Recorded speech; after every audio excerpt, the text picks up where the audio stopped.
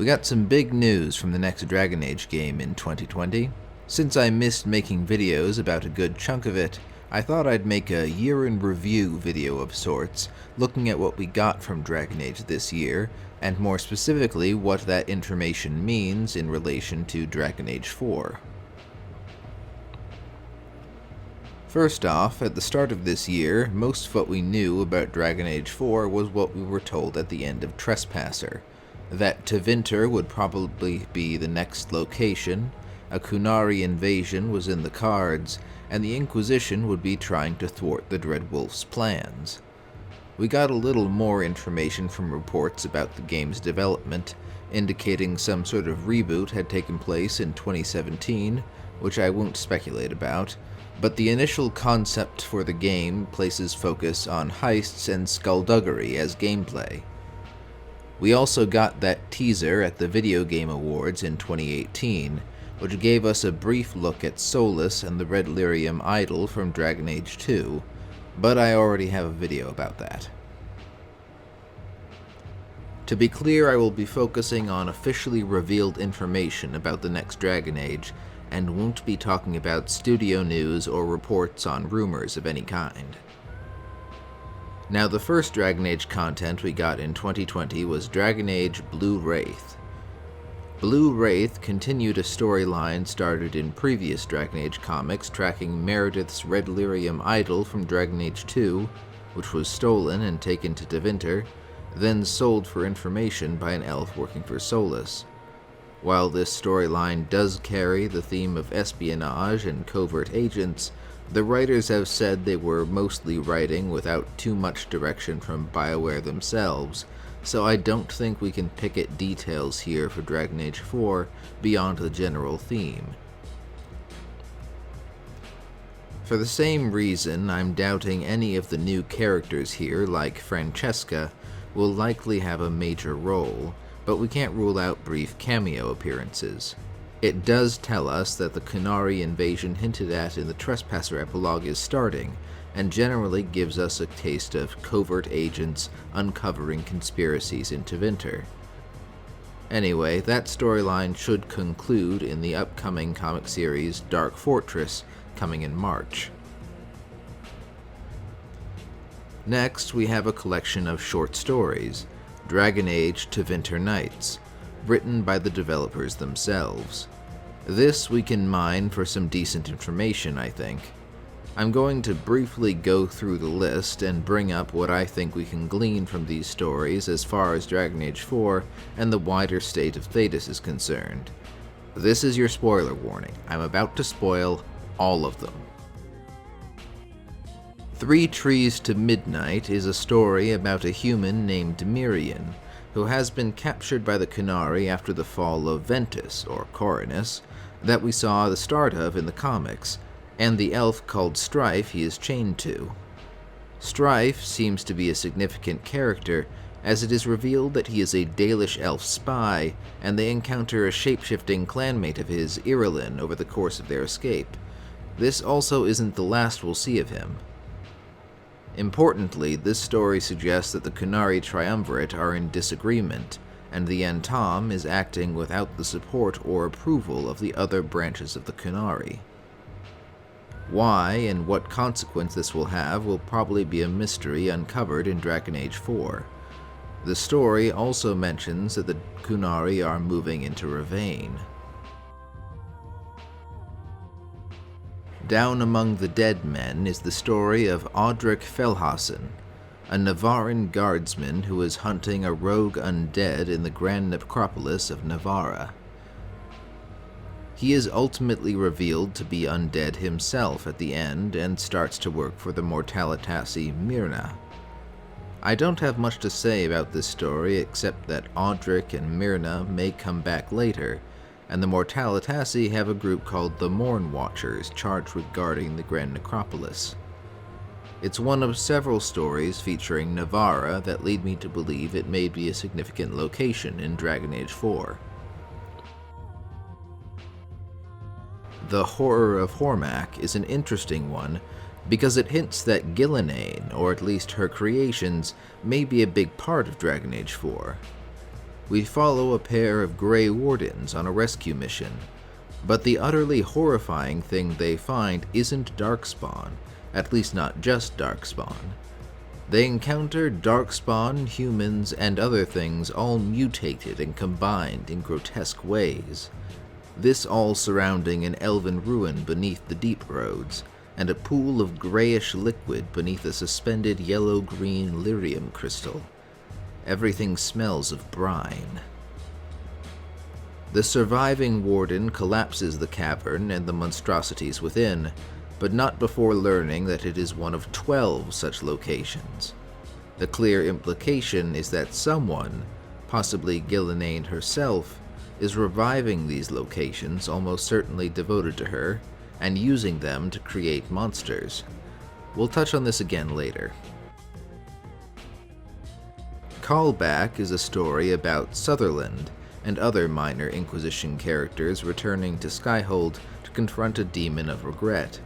It's a nice little story, but I think the main thing to take away for the purposes of this video are that the Inquisition has mostly abandoned Skyhold as a headquarters, and the demon appears to have latched onto Solus regrets in particular.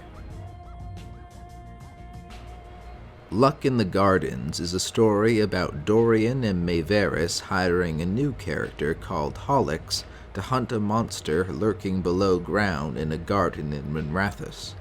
The story is actually framed by Hollix retelling the tale in Brevane.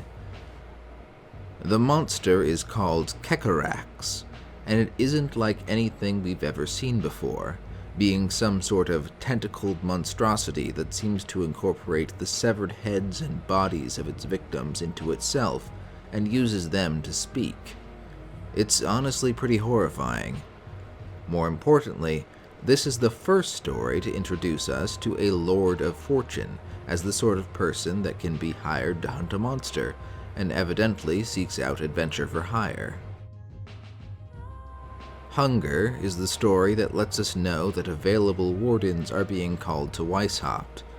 In particular, it follows the story of a dwarf warden, Evka Ivo, and a newly recruited elf warden named Antoine, as they deal with a village in the Anderfels plagued by a werewolf. Antoine is bitten, but since they killed the werewolf, Evka and Antoine leave, assuming he has been cured, though it's left open whether this is actually the case. Evka comes up later, so I think she will probably be a significant character as far as the Warden plot in Dragon Age 4 is concerned. Murder by Death Mages actually stars a character first introduced as a member of the Inquisition, a Mortalitasi named Sidoni.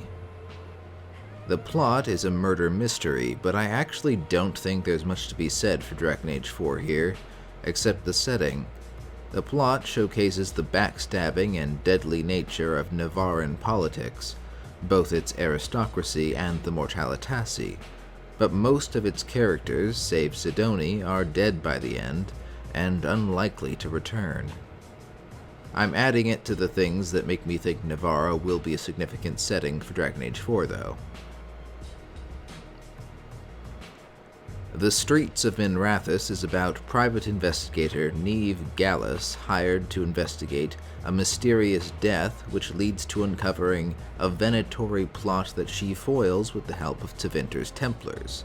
I think the biggest thing to draw from this is that the remnants of the Venatori are still around coming up to Dragon Age 4, and the Tevinter authorities are actively looking to stamp them out, which is in line with what we've heard previously. The Wigmaker job is a story I had mixed feelings about, but I'll get to that in a minute. It follows Lucanus de la Morte and his cousin Ilario, that have been hired to kill Tevinter's foremost Wigmaker, who is also a Venatori blood mage. I won't go into the details, but it involves red lyrium, slaves used to grow the hair, and Lucanus succeeds in killing his target, earning him the title The Demon in the process. The grotesque horror elements are very well written. Lucanus is definitely built up as someone who will be important. He's the heir apparent to the first Talon of the Antivan Crows and highly competent, But through this whole story, the way he's written makes him come across like the sort of edgy, rebellious, overly competent character that I kind of loathe. Maybe he'll come across better in another medium. I'll reserve judgment. Genitive dies in the end gives us a story where only some of it actually happened. The gist is that Genitive, who appeared in Dragon Age Origins, and 2 other authors were commissioned by the Inquisition to explore a library hidden beneath a dwarven ruin that exposes the true history of the Elven Pantheon. Guiding them is another Lord of Fortune named Matteo, here introducing us to a Lord of Fortune as a dungeoneer, bodyguard, and guide. The Qunari Rasan also appears here, looking for the Dreadwolf's true name. There is a chase, and ultimately the 3 authors fake their deaths to hide from Rasan, and resolve to continue to help the Inquisition's cause under pseudonyms. A few things here. The Qunari are directly working against the Dreadwolf. Still though, what they mean by his true name, I'm not certain. They don't mean Dreadwolf or Solus. Also, that this trio of authors may continue to be responsible for some relevant writings going forward. We also get the reveal that Genitive, Chantry Scholar, has for years written salacious stories for a trashy magazine under the pseudonym of the Randy Dowager, which I love. But I also think it's important to note that a Lord of Fortune appears again here, showing us that they will act as armed guides and explore ruins as well. As well, that the Inquisition's inner circle is willing to hire them for important jobs. Also, apparently Varric worked as a go-between for the inner circle and Matteo, since he's the one who ultimately received their report. Harold Had the Plan is a heist story mostly about 2 Lords of Fortune that were hired to steal an artifact, and they're escaped from a botched job. I don't think there's a ton here for the purposes of this video, except this is yet more exposure given to Lords of Fortune that are working for the Inquisition. We get a cameo from Vea of Knight Errant in other comics at the end of the story. An Old Crow's Old Tricks is the story of an Antivan crow named Lasef, hired by a clan of Dalish elves to kill a Tevinter officer that murdered several children of their clan. I've got nothing for this one, to be honest. Maybe Lasef and her compatriot Tainsley will appear.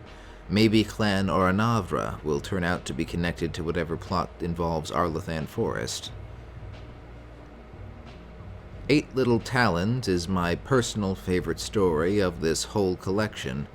Caterina de la Morte, grandmother of Lucanus and first Talon of the Antivan Crows, has called all 8 Talons together at an isolated retreat to discuss the ongoing Qunari invasion. But once they arrive, someone starts killing them one by one. By the end of the story, the 8 Talons are down to 4, and we know the Qunari are trying to smooth their path to invade Antiva. I think what's most important to take away from this story is that Antiva is likely to become a covert battleground in the near future, and the Crows are probably going to take a more active role in fighting the Qunari. Half Up Front might have been my least favorite story to read, though I think that was mostly because I didn't really like the first-person perspective style it was written in. It features another heist story featuring a lady mage thief named Vadis and her partner Irian, who are hired to steal an artifact called Dumat's Folly that is purportedly a piece of the Black City. It's eventually revealed that her patron is an elf working for the Dread Wolf, who arranged for the Qunari to receive a fake copy designed to draw magic into itself and then explode. The plan was apparently to implicate Vadis, an Altus mage, as responsible for the destruction of a Qunari settlement, and thus encourage the conflict between Tevinter and the Qunari. It's a bit odd to me that this conflict would require much encouragement, but it's interesting that it seems the Dreadwolf would want to encourage it, probably as a distraction. Vadis and Irian also meet Gat, Iron Bull's old friend in the Ben Hazrith, who advises them to seek out a certain dwarf in Kirkwall now that they are on the Dreadwolf's radar. Again, we see Varric taking on the role of a frontman for the Inquisition. If he hires Vadis and Irian, we may see them in the future. The final story in this collection is The Dreadwolf Take You. This story is about a meeting in Hunter Fell called by charter to some of the most prominent spy organizations in Thedas to share information, attended by an Orlesian bard, a Mortalitasi mage, a Carta assassin, and an executor from beyond the sea. The Orlesian bard is Solus in disguise, I'll just say that now. The Carta assassin recounts how a strange elf appeared in Kirkwall, claiming to have learned a way to separate Meredith from the red lyrium idol she was fused to, an agent of Solus, certainly. But instead, the idol was sold to a Tevinter claiming to be of House Kintara, a reference to the comics. Some elves without Valazlin and wearing fancy armor show up, evidently followers of Fen'Harel. The story makes note that one has a Ferelden accent and another has a Dalish accent, so it seems that these are converts among the modern elves rather than ancient elves. Charter tells them what we already know from the comics, that House Kintara sold the idol to House Daenerys. The Mortalitasi mage reveals that a Tevinter mage from House Daenerys brought the idol to the Mortalitasi after House Daenerys met some misfortune. She gives a bit of insight into the state of the war with the Qunari, saying that all Tevinter east of Arantium and northern Antiva will likely fall to them by the end of the year. The Tevinter mage wanted to perform a grand ritual using the idol that would encourage the tide of the Fade itself against the Qunari. Every demon and stray spirit would plague the Antam with dreams and nightmares of returning north.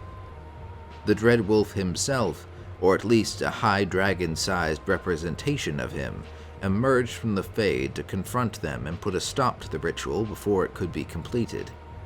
He swore to them that he would kill them if they ever bound a spirit again. The mage expresses that the Dreadwolf seemed angry that they, in their grand attempt to influence the Fade, had disrupted his own plans for the Fade, whatever those may be. Perhaps whatever ritual he may be attempting is already underway, and he is aware of potential disruptions. In any case, another Mortalitasi grabbed the idol and fled, evidently fleeing the country to Tevinter. The Bard picks up the story next, and he is Solus in disguise, so we have to take it with a grain of salt. He claims to have encountered the idol at an auction in Lomerin. His description of the auction itself is actually interesting. If his description is to be believed, Divine Victoria herself was attending incognito, talking to an undescribed Warden Commander. Which makes me wonder, is this supposed to be our old protagonist, the hero of Ferelden, just hanging out at this auction with the Divine? He also describes seeing an Avar augur laughing with a Ravani pirate, so maybe Skywatcher and Isabella are there. By description, Xenon the Antiquarian is the proprietor of this auction, and he's apparently moving up in the world, so he's now residing in a fortress guarded by golems. There's also an auburn-haired Qunari elf that I think is meant to be Talus. At any rate, the Bard describes witnessing Ben Hazrith and Tevinter Sikari fight over the idol before Solus himself emerges from an alluvion to turn them to stone and take it. The rest of the table is doubtful and thinks the Sikari in particular acted out of character in his story, but Charter has realized who the Bard is and asks for her life. How much of this story is true is unclear, but Solus likely does have the idol now. Solus kills everyone but Charter and leaves, saying that elves like Charter may find the world better once he's done. So let's summarize the broad strokes of what Tevinter Nights gave us that I think will be relevant for Dragon Age 4. Heists, assassinations, and other covert actions are prevailing themes of these stories, which is consistent with what we've heard before about the next Dragon Age. The Lords of Fortune feature prominently, and many of these stories show them working for the Inquisition, or Inquisition-affiliated individuals. We also see human, elven, and dwarven Lords of Fortune, so we know they are not restricted by race. Varric Tethris in particular appears to be working in several cases as a manager of sorts for the Inquisition's hirelings. There are horrifying pools of briny gray goo, likely connected to Ghilan'nain, that can be used to make monsters out of people, and seem to be becoming active. Tevinter, Antiva, and Nevarra all seem to be prominent locations, likely to be featured going forward. In Tevinter, the Qunari, Solus agents, and lingering Venatori problems seem to be an issue. In Antiva, the Qunari are actively targeting the Antivan Crows and appear to be using covert action as the precursor to invasion. Additionally, there is the potential for a power struggle within the Crows themselves, as half the Talons were wiped out. Nevarra's problems are a bit more generalized, mostly tension between the nobility and the Mortalitasi, as well as potential disruptions within the Grand Necropolis. Lastly, Solus has likely acquired the Red Lyrium idol and is performing some sort of ritual to influence the Fade. We'll keep moving forward now. The next thing on my list is the teaser we got at EA Play 2020, but I already have a video on that. The gist I took away from that was that Red Lyrium growing wild seems to be a problem in Dragon Age 4, centered around this Ferelden-looking castle. It's quite possible, and some have theorized, that this pulsating mass is where the Red Lyrium idol has ended up, but we can only speculate. Next, we have a behind-the-scenes video that was dropped a few months later. I don't think I need to go through every bit of concept art we got here, but I can show the highlights. Keep in mind that concept art is just that. It's often more intended to test out a particular look and feel rather than a finalized design. We have these two pictures to start with, both I think showing the same sort of mixture of spires and domed architecture. This does not really match Tevinter architecture, so my first thought was Antiva City. Then we get this underwater scene, which is the first of a few that seems intended to show a player party in action. Someone appears to be shooting at them from above the water. This could be a potential cutscene following an escape in the water, or maybe we can swim now. I will say this Dorian-looking guy, who appears to be a rogue and is probably not Dorian, does recur in the art. Next, we have Matthew Goldman talking about all the different types of stories that can be told in Dragon Age.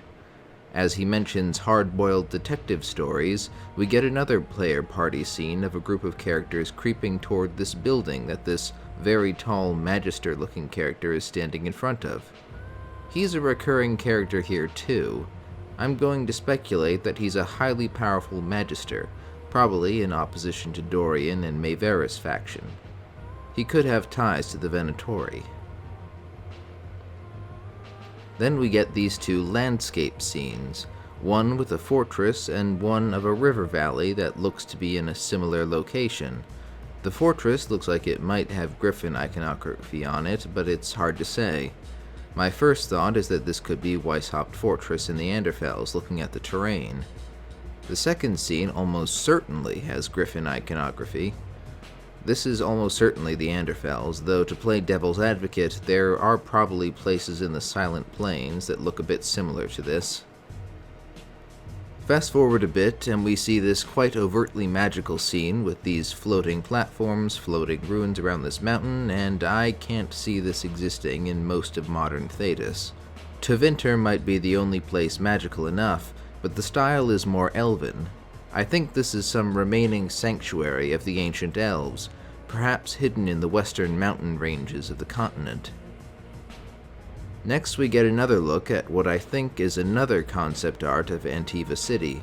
though this one has a lot more of these dome structures, which an architectural Googling tells me is probably called an onion dome, because they bulge out beyond the circumference of their base.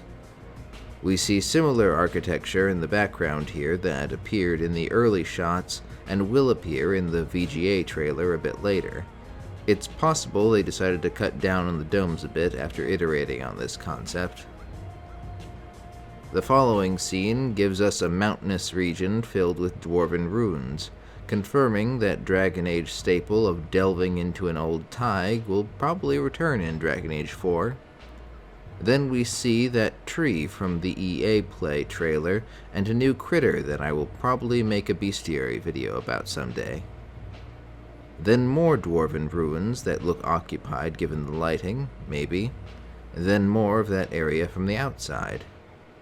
Next we get another of those player party sort of images with the party looking to kidnap this large lady by distracting her and commandeering her litter. I've been trying not to pick apart party composition in these sort of images because I can't be sure if they're just meant to give the feel of a player party or not.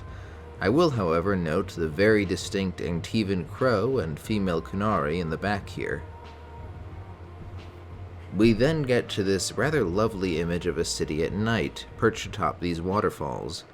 A lot of people seem to say Minrathous when they see this, but the architecture does not seem particularly Tevinter to me. In fact, the somewhat gothic look makes me think a bit of the elves.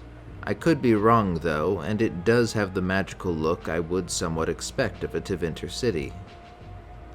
There is this blink and you'll miss it shot of this presumed protagonist nonchalantly asking a giant warrior for a moment. The bottom of the helmet looks Qunari to me. Then we get this market scene, which sees the return of that really tall magister with massive shoulder pads on his cloak. But don't let that distract you from the more interesting things in this scene, like the guy riding in a chair atop this big enchanted mechanical hand. We also see these little creatures that look a bit like clay figures with candles for heads, walking around holding little scrolls, presumably spirits-possessed dolls of some kind used to deliver messages. This is all really cool stuff, and I hope Minrathous is as brazenly magical as advertised. I've seen people think this woman in the lower right corner may be Maevaris, but I'm not certain. Let's not forget the ghast in a cage over here in the corner. I don't know why someone would want a ghast in a cage, but they have them. Next, we have a series of character artworks that could be our companions or otherwise important characters, but I find it a bit hard to speculate on all of them from art alone. The one in the far right appears to have a flaming head, so I thought undead.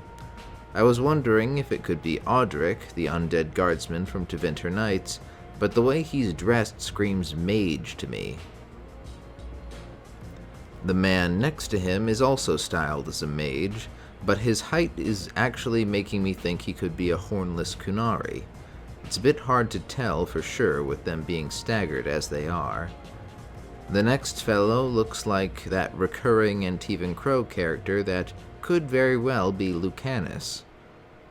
And can we please talk about the lady with the gun, specifically the gun part? I'm assuming it is a rifle because that's what it looks like. I'm guessing this would be a rare weapon and a Bianca situation where it is unique and only one character can use it.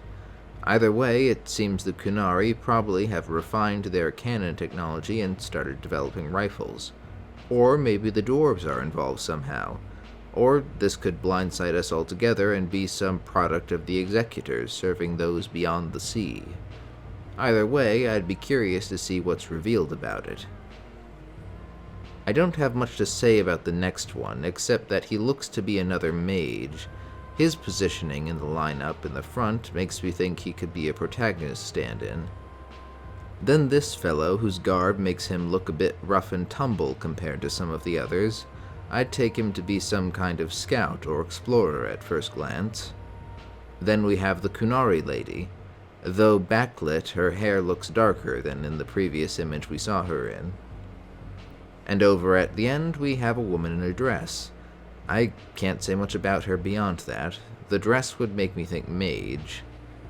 On the whole, this party seems to be a lot of mages and rogues, with only maybe the Kunari lady as a warrior, so some part of that is probably wrong, or this is not a complete lineup.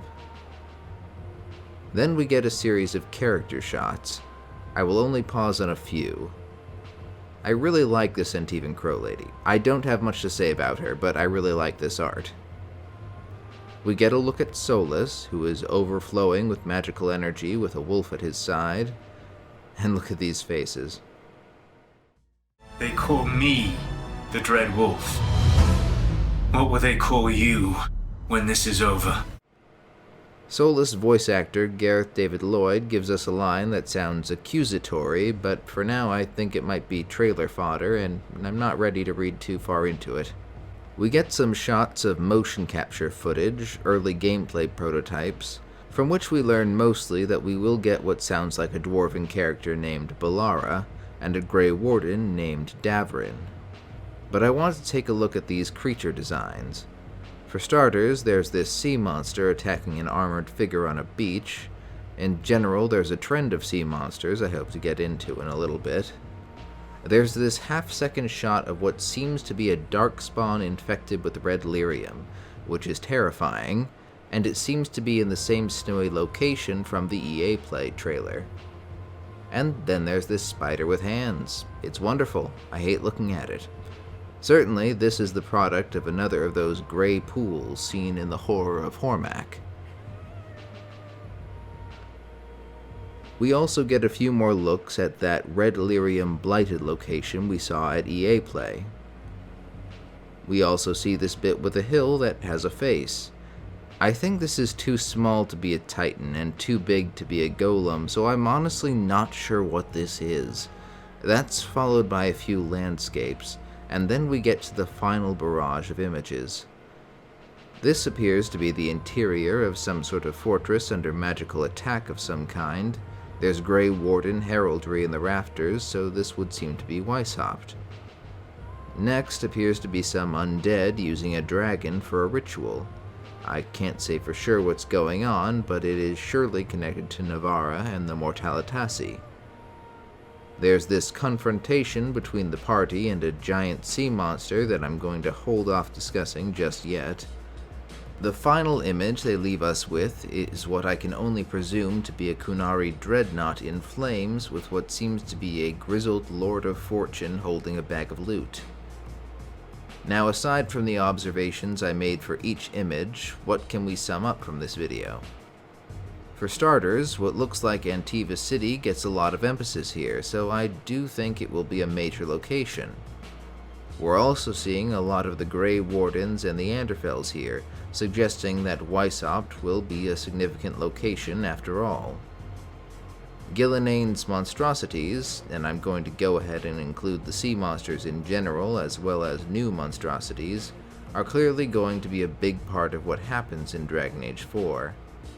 Why and what they could be trying to do remains a bit unclear. Covert activities and investigations remain the main theme of the party scenes that we saw, and probably why urban environments seem to be so heavily emphasized. But it seems the developers will still fit in some deep roads exploration into the mix.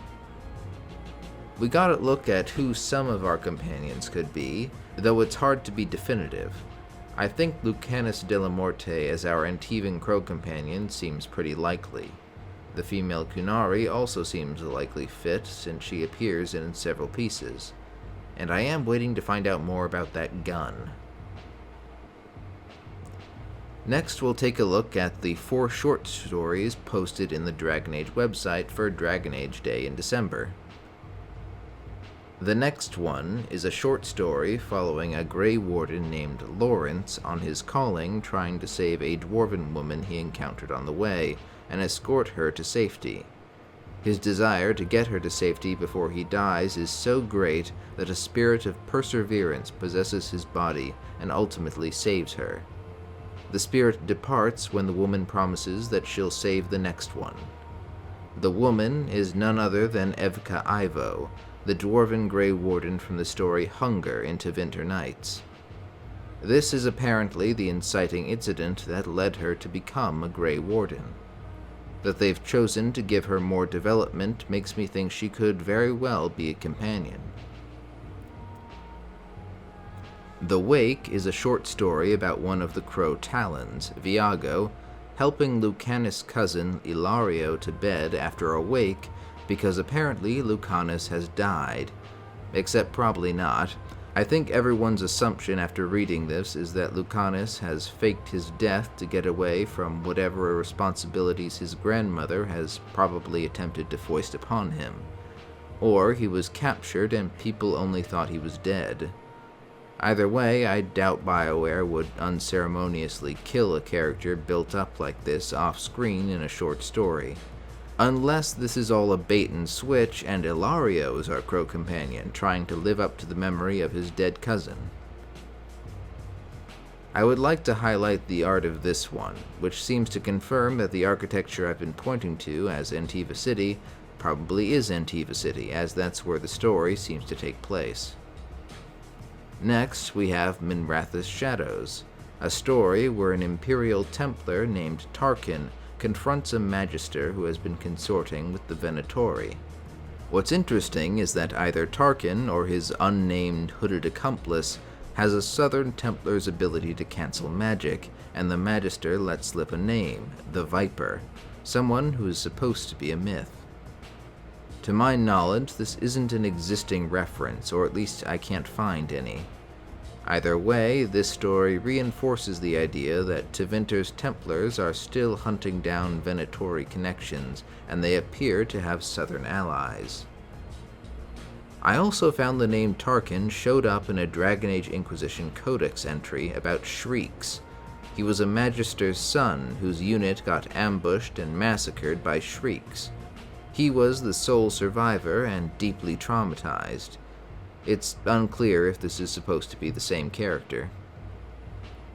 The last story is Ruins of Reality, which brings back the character of Strife from 3 Trees to Midnight, as well as his shape-shifting friend Irulan. They are both caught in some sort of strange spell in Arlathan Forest that seems to cause illusions and distortions of space and time, until they are able to retrieve a crystal statue of Ghilan'nain. We're told that there is some sort of magical disruption occurring in the Arlathan Forest. Again, Ghilan'nain keeps being brought up, but I want to draw attention to the art on this one. The story reaffirms for us that Strife is a Dalish elf working on behalf of a Dalish clan, but in the art he's wearing a fine cloak with a floating triangle with 2 wavy lines through it, the sign of the Executors. We don't know much about the Executors except that they view Solus as a threat, and he considers them dangerous. Strife may be Dalish, but it appears he's been recruited to act as an agent of the Executors. Anyway, Strife's inclusion here makes me think he's likely to be a companion or an important contact for whatever mystery is happening in the Arlathan Forest.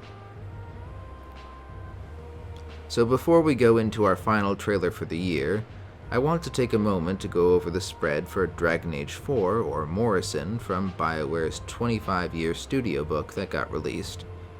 They have 2 pages here dedicated to a few blurbs about the upcoming game.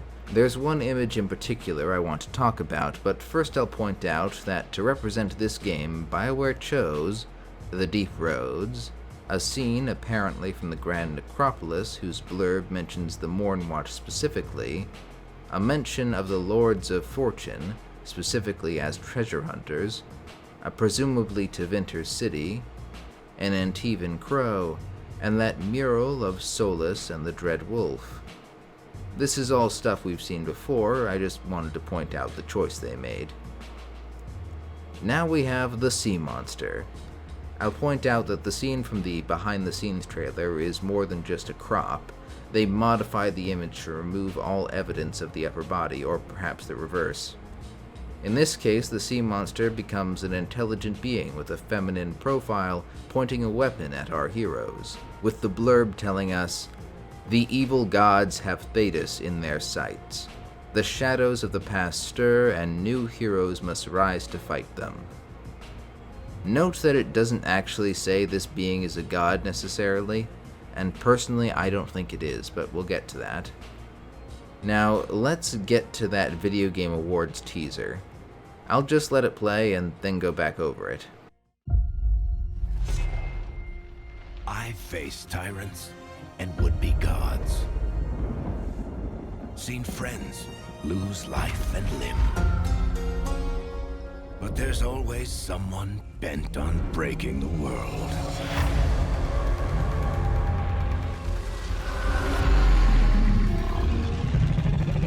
It's time for a new hero. No magic hand. No ancient prophecy. The kind of person they'll never see coming. We've got your back. I've got your back. Demons, dragons, darkspawn. Even the Dreadwolf.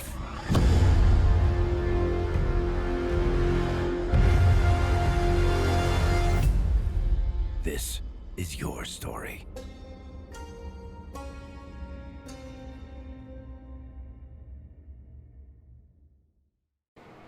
Now, to get it out of the way, Varric's voiceover discusses our new character as someone who is not a chosen one, or has any special powers like the Inquisitor had, and someone they won't see coming, which is totally in line with the sort of emphasis on being covert that we've seen and going right along with what was said at the end of Trespasser. He also says that he personally will be having our backs. I'll point out something I made note of in Tevinter Nights, that Varric is several times noted to be helping manage the Inquisition's network in the north, and especially some hirelings, even Lords of Fortune, so I suspect he will be working with us in an advisory capacity. He could even be in Minrathous as an envoy of the Free Marches in talks to secure their aid to repel the Qunari. You can see why they might choose Varric, given his role as Viscount of Kirkwall and his city's own recent history with the Qunari. Now to the shot-by-shot. We first see both Meredith and Corypheus described as a tyrant and would-be god respectively. Interesting to note, if the idol is elven and tied to Solus somehow, which seems likely, then Solus might view both Meredith and Corypheus as having usurped power that was rightfully his or his people's. Moving on. And here we have the sea monster. I'm just going to unload all my thoughts on this right here. Some people think this is Andruil because she has a golden spear and a bow-shaped head. The last bit of reasoning seems a little weak to me. Instead, I'd like to point out these wavy lines hanging from her head. My first thought on this was seaweed. This is pointing to this character as a sea creature. Now, there is an elven goddess who has an association with sea monsters, Ghilan'nain. This is an excerpt from a codex entry found in the Temple of Mythal. On the second day she drowned the giants of the sea, except those in deep waters, for they were too well wrought, and pride stopped her hand. This suggests some of Ghilan'nain's greatest creations were not destroyed and survived. Moreover, pride stopped her hand. Now, this may be a bit of a leap, but could pride be Solus in this case?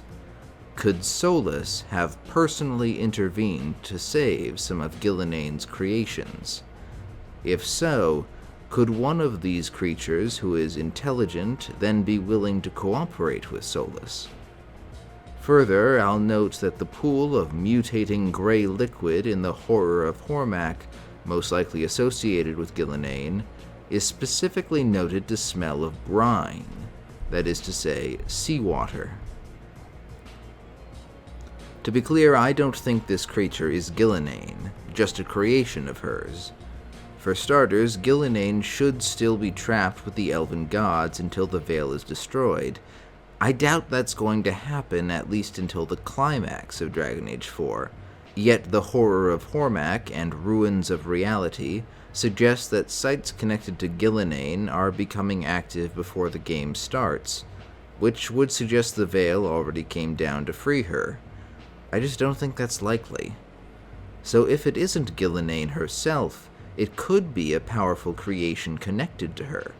Since the old gods wanted her exterminated, it makes sense that she might be willing to work with Solus if his plans involve neutralizing them.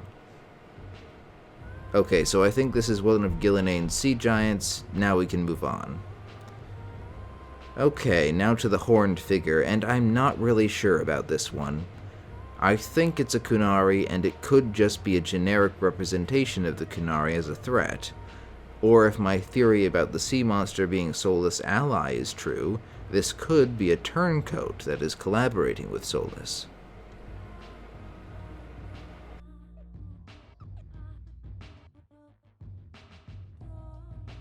New beasts. What looks like the Anderfels or the Silent Plains appears to have giant tortoise creatures. Then we get a pair of scenes that look to be in what we've been assuming is in Antiva City. Notice the similarities in architecture. We've even seen this castle before, but now it has this shimmer around it, like some sort of magic shield or possibly a sign of magical attack. Next, we get a brief shot of what I have to believe is Minrathous itself. Not only does it match up with everything we know about Tevinter architecture, there's a Tevinter banner right on the wall over on the right. I really like the brazen display of magical signage and the floating building up above, which I wonder if it might be Minrathous' Circle of Magi. It would be fitting. I don't really have much to say about this next bit, except I think it might be in Minrathous, judging by the lighting. Maybe. Again, this is some sort of assassination. This next scene seems to take us back to that snowy location filled with red lyrium, with a character that seems to be wearing some sort of antlered helmet. I don't think those are horns, they're too irregular. It does appear that there will be an upping of the ante in terms of magical weapons. I'm not sure what to say about this character, though. And then just a final shot of Solus. I do not have any theories about why the Dreadwolf's 6 eyes are now blue rather than red, except that it probably has something to do with Mythal. Okay, so I want to sum up my thoughts about what I think we know about Dragon Age 4, or at least what I feel I can be pretty sure about. Dragon Age 4 will feature a new character. Everything I've seen leads me to believe that character will be a Lord of Fortune, who has been built up as adventurers that can be of any race, and the Inquisition is willing to employ in their work against Solus. Varric will likely be an advisor, and possibly our direct point of contact with the Inquisition. Investigations, assassinations, and heists will likely form the backbone of our characters' activities. We have some vague notions of who our companions might be, including the Dwarven Warden Evka Ivo, Truant and Teven Crow, Lucanus de la Morte, and the Dalish Elf Strife, not to mention the female Kunari and whoever's toting that big gun. Solus will be our enemy, and seems mostly unchanged from Trespasser, but beyond involving the Red Lyrium idol, how exactly he plans to tear down the Veil remains unclear. Plot locations for Dragon Age 4 will likely feature Minrathous, Antiva City, Navarra City, and Weishaupt Fortress, in which we may see Remnant Venatori, an Antivan Crow power vacuum, something funny going on in the Grand Necropolis, and whatever's going on with the Wardens. There will also likely be some conflict within the Kunari, with the Antom going AWOL. In addition, there's whatever's happening in the Arlathan Forest, that Red Lyrium region, plus that whole mountainous Deep Roads location. I look at this and I have to admit it worries me a bit. Dragon Age Inquisition suffered from being spread a bit thin. The Mage Templar conflict and the Orlesian Civil War both had very abrupt and unsatisfying conclusions, with insufficient build-up to get us invested. These are a lot of big locations, and I'd hate to see something similar happen. I'd almost prefer for something like the Wardens or Grand Necropolis plot be spun off as DLC. I'm excited though, because there are so many interesting places on this that look to be so beautifully realized. For now, I'm going to sit tight and wait to see what comes. Thanks for watching.